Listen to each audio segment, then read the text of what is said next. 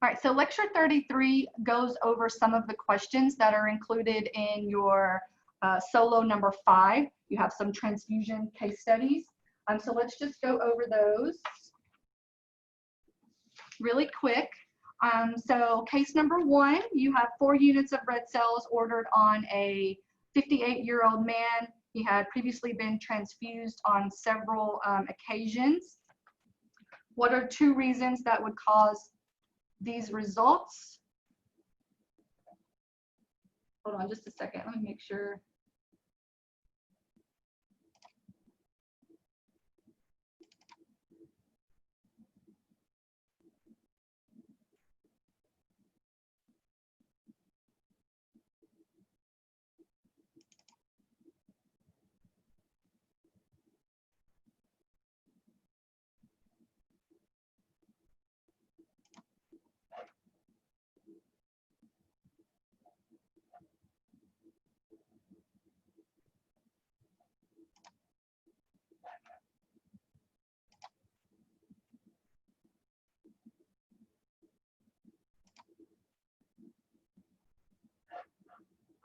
I had the wrong PowerPoint.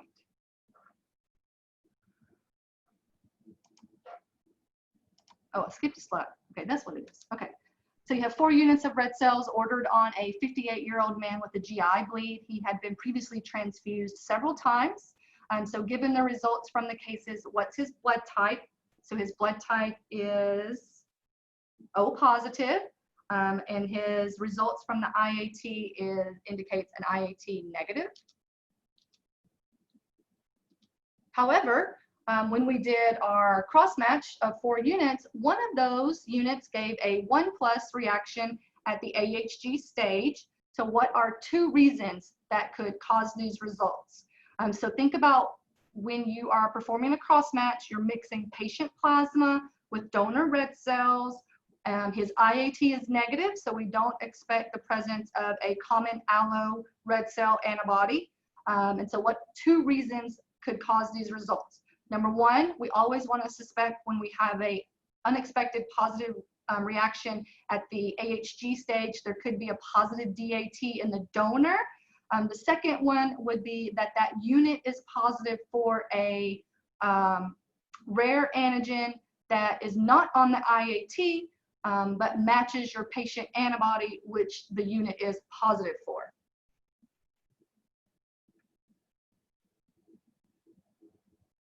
And I do have a disclaimer.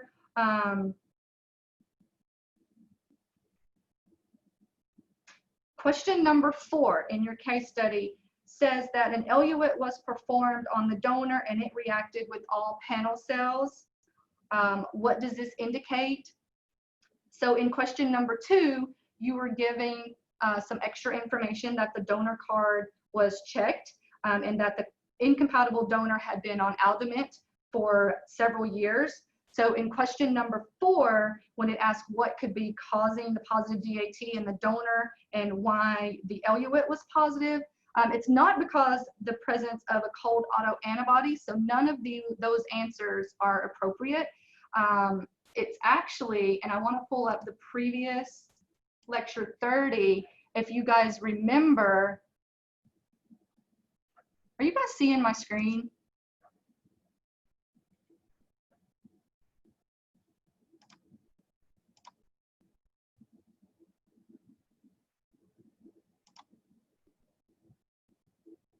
Ah, I knew it. Okay, now can you see my screen?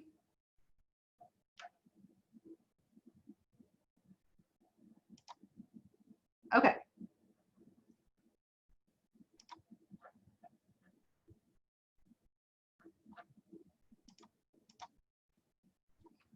All right, so what I was saying was question number 4 asked what could be causing that positive DAT in the patient.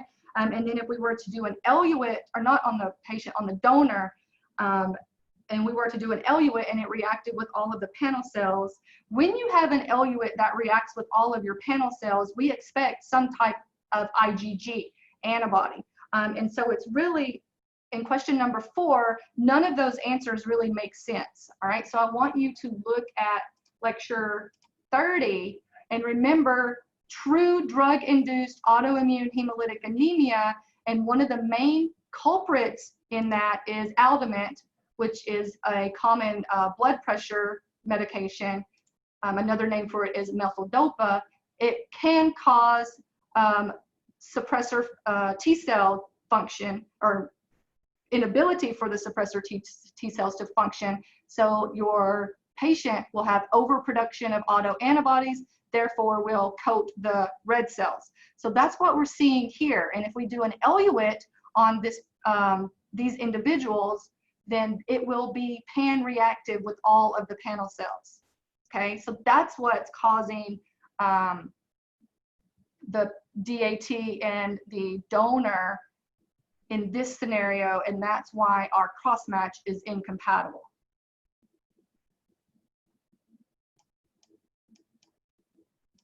I hope that makes sense to everybody. So your study question loaded into Blackboard was wrong, and so I will give credit to everybody for that question, but I wanted to provide that clarification because that correct answer was not originally included.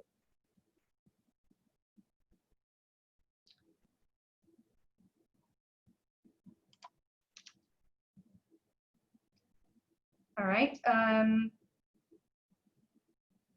then there's another question in case 1 that says list the main uses of the DAT. The main uses of the DAT, we want to use the DAT to investigate any hemolytic disease of the newborn cases, transfusion reactions, identification of warm autoantibodies, and anytime the auto control is positive.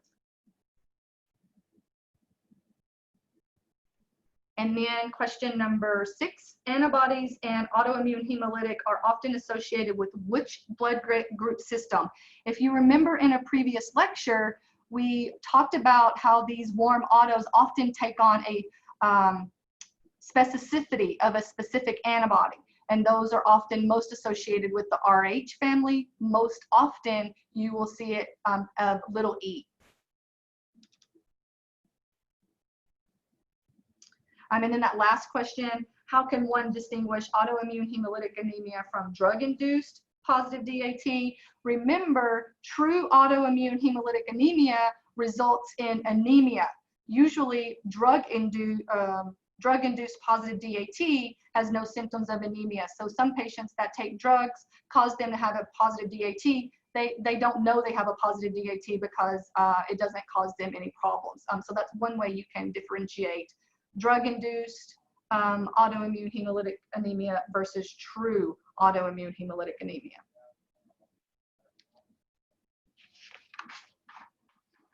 All right, case number 2. We have a sample from a patient that has been previously transfused. So it shows the following results. Our patient is typing as AB positive, and notice that we have screening cell 1 that is positive, and screening cell 2 is positive. Our auto control is negative. So if we do our antibody panel, we're given it here. And if you do your rule out procedure, we are left with anti-little s being identified. And if you look at your pattern of reactivity, it matches perfectly. Right, so every cell that is little s positive has a reaction at both 37 and AHG phase of reactivity. So we are seeing an IgG alloantibody. Okay, and then notice that KEL has not been excluded. So we would definitely want to do some further blood bank testing to rule out KEL. Now, what are the 3 ways that you could rule out KEL? You could phenotype the patient for KEL. As long as our patient hasn't been transfused within the last 3 months. So remember, if the patient has been transfused within the last 3 months, he also has donor cells still in his circulation. So then our phenotyping might not be adequate, all right?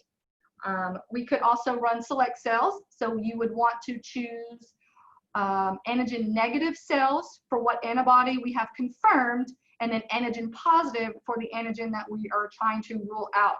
So in this instance, we would want to choose a little s negative KEL positive cell.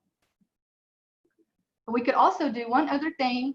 We could do an enzyme treatment. All right, enzyme treatment destroys your MNS and Duffy systems. So if we were to treat our panel cells with enzyme and then repeat the panel with patient plasma, all of these reactions from little s would now be negative, and we would be able to identify any underlying antibodies.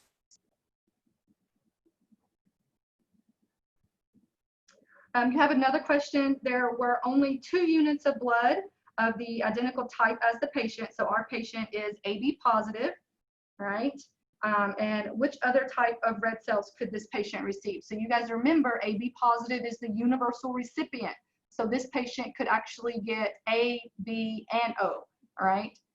And if you're concerned about plasma, remember AB patients have the A and the B antigen on their red cells. So when we are transfusing plasma, we don't want to give them the corresponding antibody, right? So for A plasma, we'll have anti-B.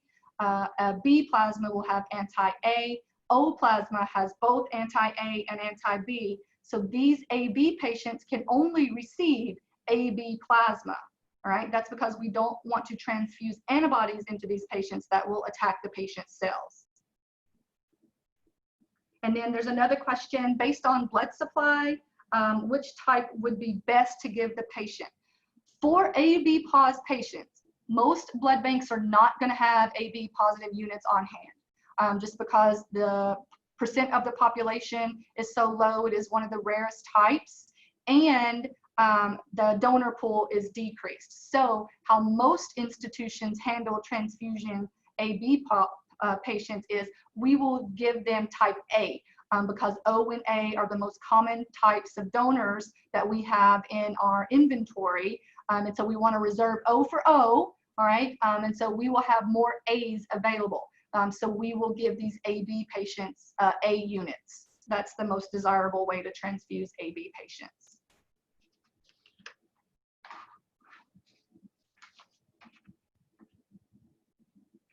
And then the next question asks, what must be done to the units after the cross match, but before they are transfused?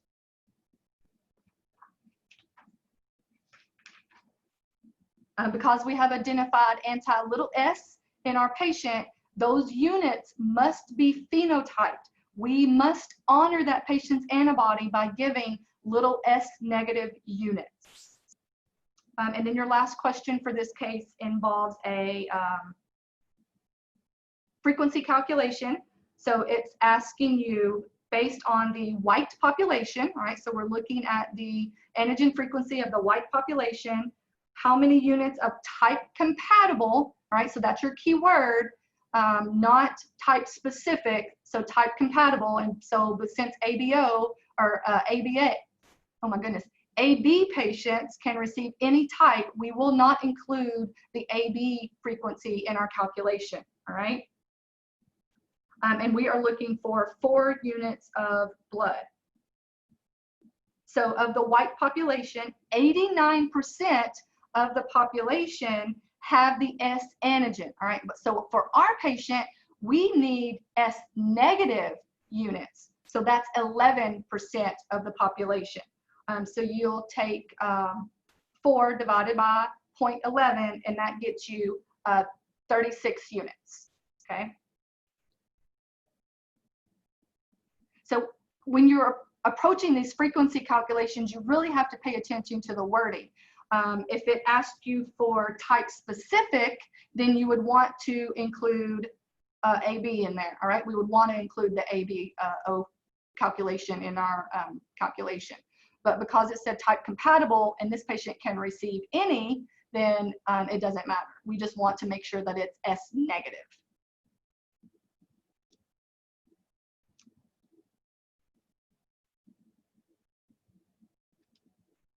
All right, and then case number 3, you have some results given on a 30-year-old woman who has no previous history of pregnancy or transfusion, and our type is A positive with an unexpected reaction with the A cells here. We're not given A1 lectin or A2 cells.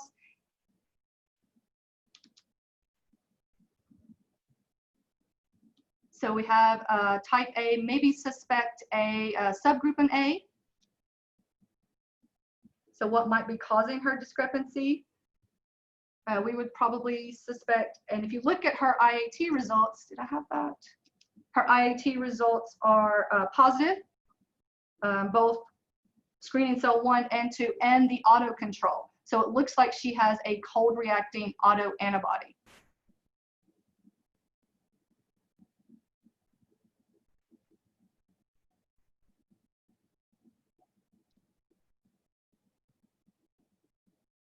All right, so remember, when you have a positive autoantibody, you must do a DAT. And then if we do a DAT on this patient, what are the expected reactions? So because it is a cold reacting antibody, we expect it to be of the IgM classification. And remember, IgM will initiate complement. So when we do our polyspecific DAT testing, it will be positive. When we do our monospecific Ig testing, it will be negative, and our monospecific C3b, C3d will be positive, proving that complement is coating these patient cells.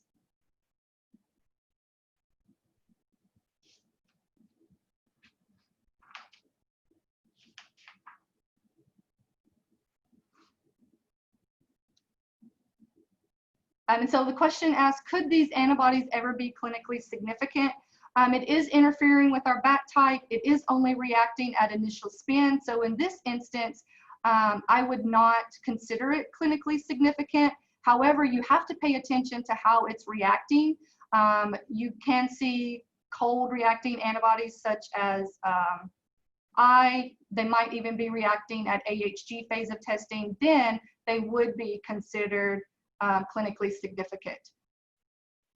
So the most appropriate answer to that is yes, depending on the titer, depending on the phase of reactivity, and how that antibody is reacting. You had another question that asked what should be done prior to the transfusion.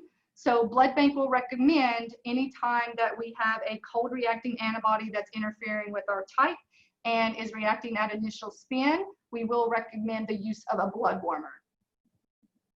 Because notice in your IAT, it goes away after 37 degrees. So inside the patient's body at 37 degrees, this should not cause any harm during transfusion.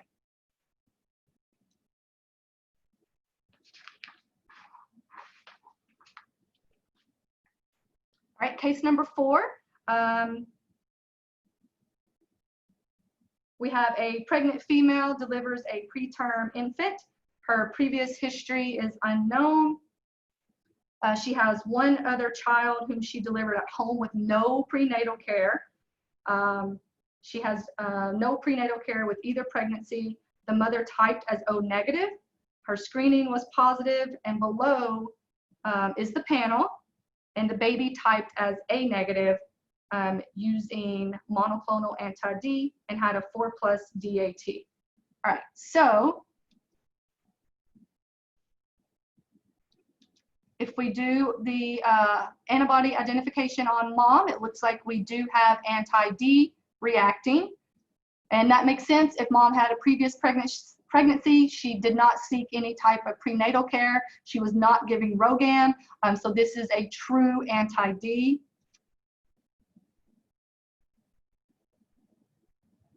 And so how could we confirm that? We could do a titer. We could also do a, the baby has a 4+ DAT, so we definitely want to do an elution on the baby. When we do our acid elution on the baby cells, we will probably, it will yield anti-D as well. So in this instance, should mom receive RhoGAM? No, she has already built anti-D. She does not need RhoGAM.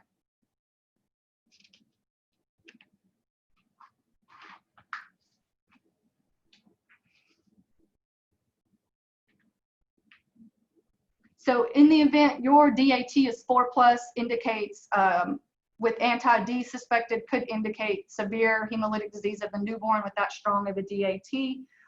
If this baby were to need a transfusion, what specimen would need to be used for the cross match, and we would have to cross match that baby because it does have a positive DAT indicating the maternal antibody. We could use mom's plasma. If mom's plasma was not available, you could use the eluate from the baby to ensure compatibility.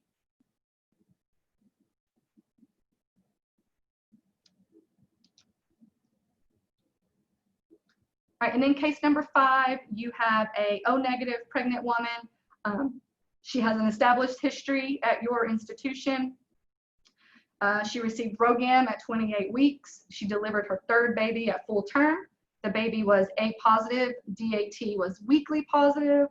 The mom now types as O D positive. Okay, so right now we have a history on the mom. She's previously O negative, but now she has a weak D positive result. My first thought there is, and the baby is A positive, my first thought there is a fetal maternal bleed. Okay, so that we could keep that in mind. And her antibody screen was weakly positive at AHG. The panel shows weak reactions at AHG matching the anti-D pattern. Okay, so what's causing the baby's positive DAT? Notice that mom is type O, baby is type A. All right, so there could be some ABO, hemolytic disease of the newborn there, and given that the DAT is very weak, it probably is ABO. Remember, that's one of the characteristics. So it's probably anti-A or anti-A, B coding baby cells. All right, now mom's IAT is positive, so we might suspect that mom has a circulating antibody. But if you take a look at the reactions on AHG, they're very weak. All right. So we would definitely want to, and we have history on her. We know she was given RhoGAM at 28 weeks. So we are still picking up just a small amount of RhoGAM still in mom's circulation. So mom's IAT is due to administration of RhoGAM at 28 weeks.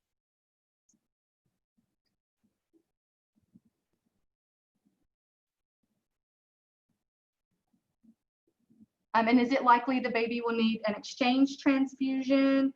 So you have to look, it tells you that the baby's hemoglobin, or sorry, the baby's bilirubin is 8 milligrams a deciliter.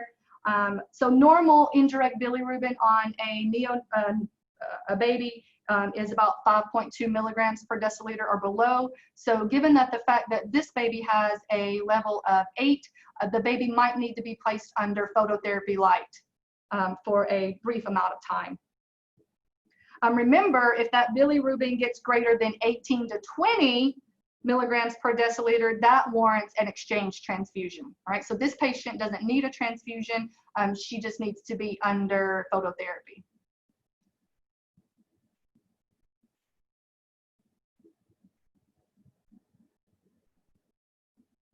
All right, and then the Kleihire-Betke, you're given some results.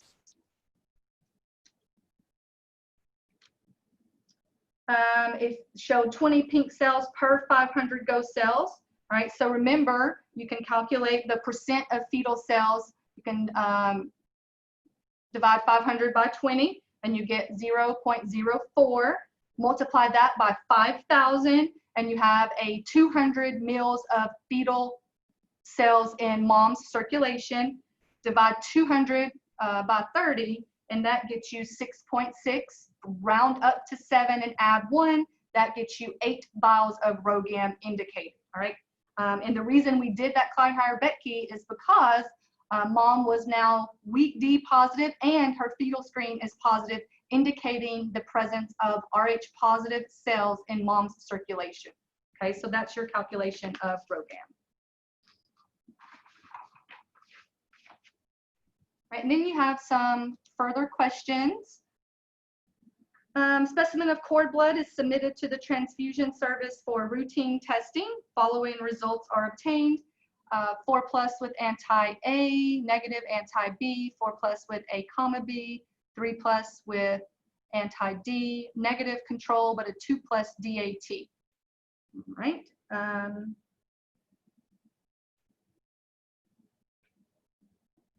It is known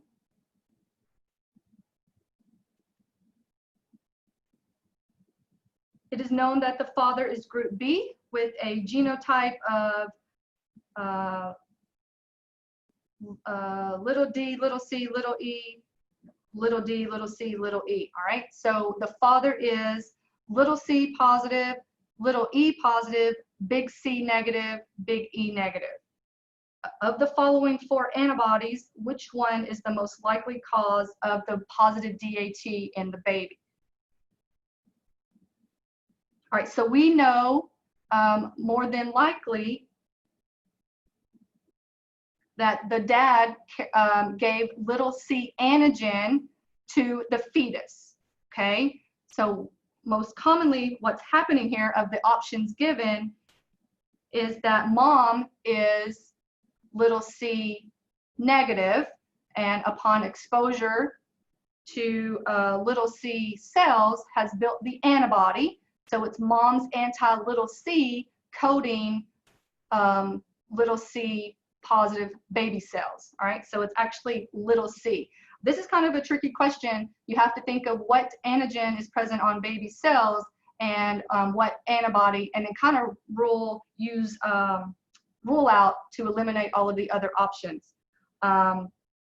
Little e is not given, but it could also be one of the answer choices as well. The thing in this situation is baby is antigen positive that he received from the father. Mom is antigen negative, and she could potentially build the antibody which would coat baby cells.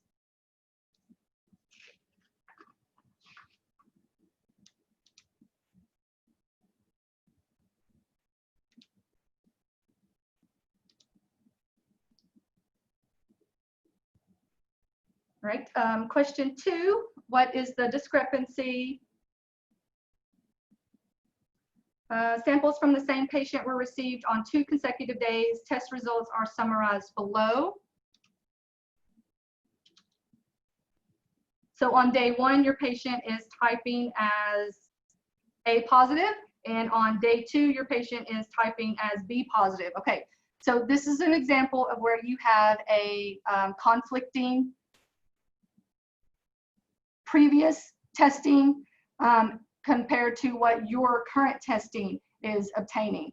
Now there's several different reasons for this. 1, did your patient have a bone marrow transplant? 2, was the wrong sample drawn in the previous sample or from the current sample?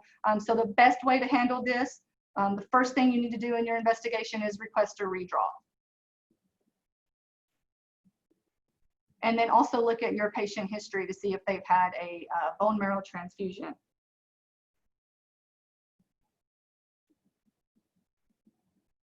And then the next question, lab studies of maternal and cord blood yield the following results. Mom is O negative with anti-E in her plasma, as well as in the eluate. Cord blood, baby is B positive with a 2+ DAT. If this baby were to need a transfusion, what's the best choice of blood? All right, so remember when you're transfusing babies, we always try to give O negative, and because mom has anti-E, we need to honor that antibody and give E negative units.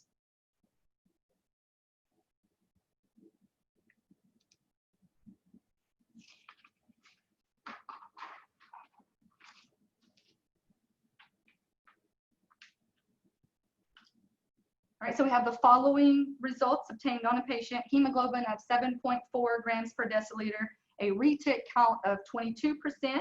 We're given some DAT results, positive with polyspecific and monospecific IgG, negative with complement, and our IAT is positive at screening cell 1, screening cell 2, and the autocontrol. So we're dealing with a IgG autoantibody in this scenario. Which clinical condition is consistent? So that would be a warm autoimmune hemolytic anemia due to the warm autoantibody.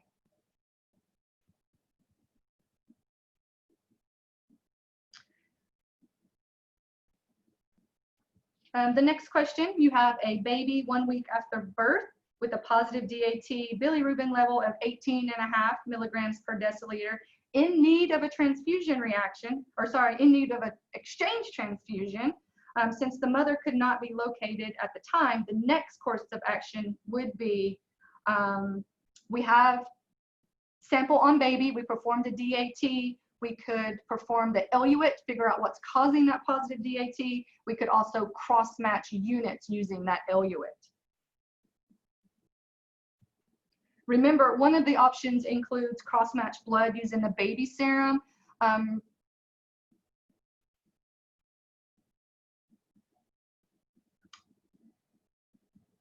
eluate, that's where the antibody is. That antibody came from the mom.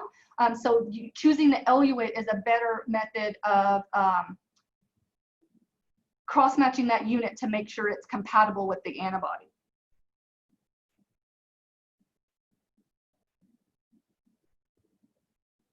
And 33 is a frequency calculation.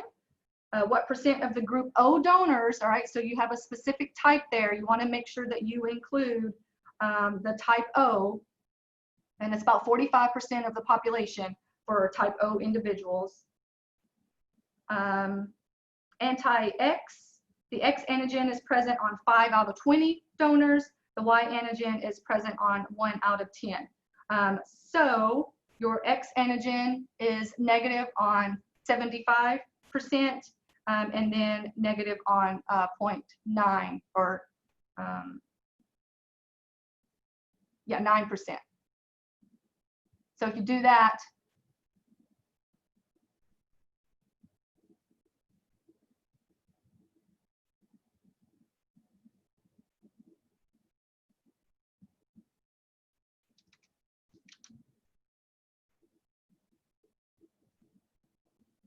yeah, so here is your first question, 75 times 9, and you get 68%.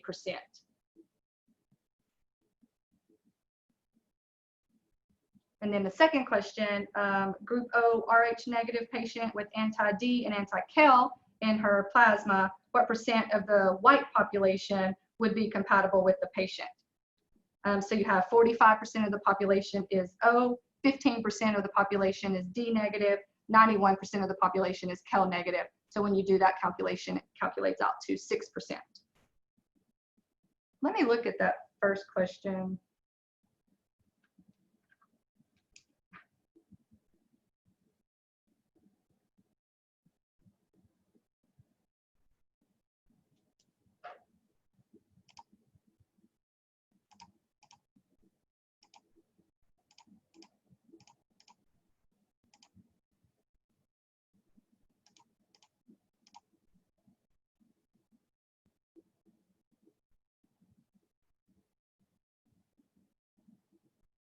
So this calculation does not include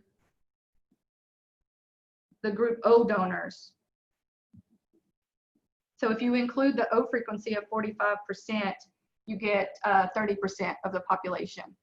So I will check that in Blackboard and make sure that answer is programmed in there right. Okay, I feel like that last portion was a little bit confusing. I apologize for that. Are there any questions?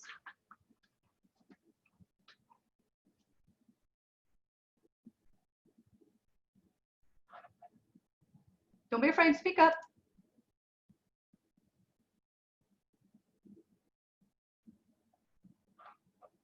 So I guarantee if you have a question, other people do too.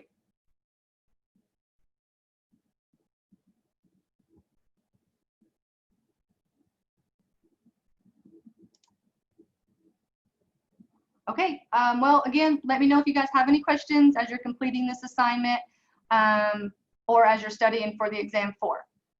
You guys all stay safe, and I will see you next week.